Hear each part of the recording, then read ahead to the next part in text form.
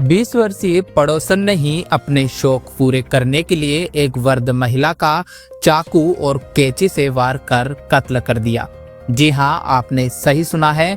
दरअसल अजमेर जिले के नसीराबाद उपखंड के गांव भटियाणी में बुजुर्ग महिला के हुए कत्ल का मंगलवार को जिला एसपी वंदिता राणा ने पर्दाफाश किया है।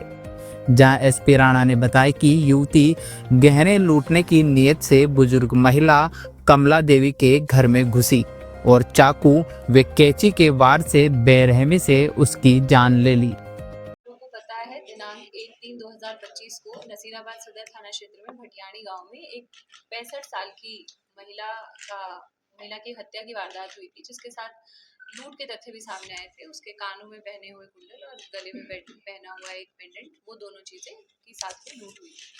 जैसे ही तुरंत घटना के तुरंत बाद हमने टीम गठित की और टीमें गठित करने के बाद हर संभव प्रयास किया गया कि किस प्रकार से इनको ट्रेस किया जा सकता है, जिसमें बहुत से सीसीटीवी चेक किए गए, टेक्निकल जो भी इंटेलिजेंस है वो डेवलप की गई और इसके साथ साथ जो ऑन ग्राउंड इंटेलिजेंस के ऊपर भी हमारी पूरी टीम काम कर रही थी।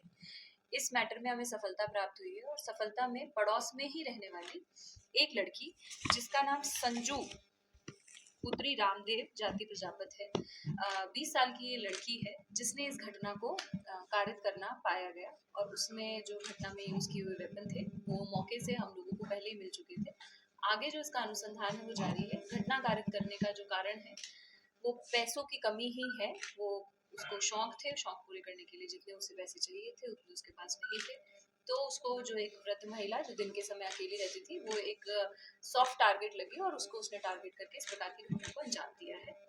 और पूरी की पूरी टीम के द्वारा काफी मेहनत की गई। इसमें विशेष रूप से जो ऑन ग्राउंड इंटेलिजेंस के ऊपर काम करने में कांस्टेबल महेंद्र है जो नसीराबाद सदर थाने में है, उनकी बहुत अच्छी भूमिका रही।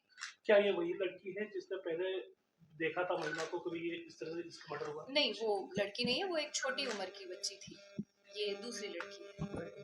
ये रिलेशन में है या नहीं, रिलेशन में नहीं लगते, ये अलग अलग जाति के हैं लेकिन पड़ोसी हैं, आमने सामने ही घर है।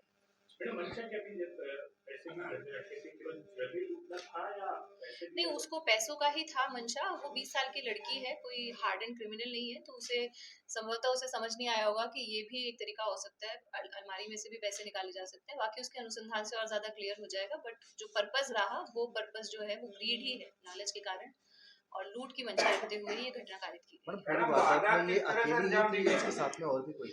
नहीं, इसका अब तक पूरी वारदात में इसका अकेला ही होना पाया गया है। बाकी अनुसंधान अभी भी जारी है। 3 दिन का पीसी लिया गया है। लड़की से डिटेल में जाके अनुसंधान की जाएगी और जो भी गहने गए हैं उनकी रिकवरी और अग्रिम जो भी अनुसंधान है वो सारी चीजें भी बाकी रहती बेच दिए थे उसने? नहीं, अब उससे अनुसंधान करके जैसे मैंने बताया 3 दिन का पीसी लिया गया है, अगले 2 दिन के अंदर क्लियर हो जाएगा। वारदात करी कैसे ये तो बताओ मैम।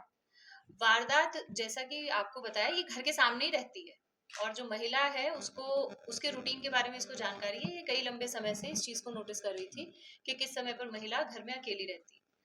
घर में जब उसकी उनकी जो मृतका है उनकी बहू लगभग 11:15 बजे खेतों के लिए चली गई और उसके बाद घर में कोई नहीं था। तो ये तुरंत इसने इस तरीके से उनको अकेला पाके और इस वारदात को अंजाम दिया और क्योंकि घर सामने ही है तो भागना भी कोई इशू नहीं था। हम लोग लंबे समय तक हमारी पूरी डीएसटी की टीम और कई थानों की टीम लंबे समय तक सीसीटीवी खंगाल रही थी कि हो सकता है कोई बाइक से आया हो सकता है कोई गैंग हो। तो इस प्रकार का कोई मूवमेंट हमें मिल नहीं पा रहा था, जिसका कारण यही है कि लड़की सामने ही रहती है, वो वहीं से निकली और वहीं घर के अंदर चली गई और तुरंत घर के बाहर कोई सीसीटीवी कैमरास नहीं लगे हुए थे। बैकग्राउंड क्या है लड़की का? कोई शादीशुदा है या होने वाली? शादीशुदा तो नहीं है और पढ़ाई लिखाई कितनी 12th पास किया हुआ है। कोई प्रेम प्रसंग का कोई इसमें अभी तक इस प्रकार की कोई बात नहीं है। मैम, पुलिस को किस तरह से पता चला कि सामने वाली लड़की ही ने ये वारदात अंजाम दी? मतलब पुलिस को क्लू कहाँ से मिला? जैसा कि मैंने आपको बताया हम मल्टीपल स्ट्रीम्स पे काम कर रहे थे। हमारी एक टीम जो है 4-5 टीमें हमने सीसीटीवी फुटेजेस देखने के लिए बना रखी थी। इसके अलावा टेक्निकल इनपुट डेवलप करने के ऊपर भी काम कर रहे थे। परिवार वालों से पूछताछ करने के लिए भी एक टीम काम कर रही थी। इसके साथ साथ डोर टू डोर सर्वे के रूप में जितने भी घर हैं जो घटना स्थल है उसके आसपास, उनके लिए भी हमने टीमें बना के लगा रखी थी। तो शुरुआत जो हुई वो इसी तरीके से हुई कि एक एक करके जब अलग अलग लोगों से पूछते हुए जा रहे थे और इस घर में इस लड़की है उसकी मदर से पूछताछ की गई, लड़की से पूछताछ की गई, फिर जो हमारे पास एविडेंस थे उससे ये भी क्लियर था कि टसल हुई है, तो जो अभियुक्त होगा उसको भी चोट के निशान होने चाहिए।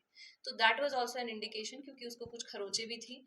उसके बाद जब डिटेल में जाके पूछताछ की गई तो जो घटनाक्रम करता है, जो अभियुक्त होता है, उसकी कहानी में कोई ना कोई लूप होल मिल ही जाता है पुलिस को। और उसको जब वेरीफाई किया गया तो ये क्लियर हो गया कि वो जो लड़की है वो पूरे घटनाक्रम के बारे में अपने को बचाने के लिए झूठ बोल रही है, और उसने किया है, और बाद में उसने कन्फेस भी किया। युवती के परिवार को उसकी घटना की जानकारी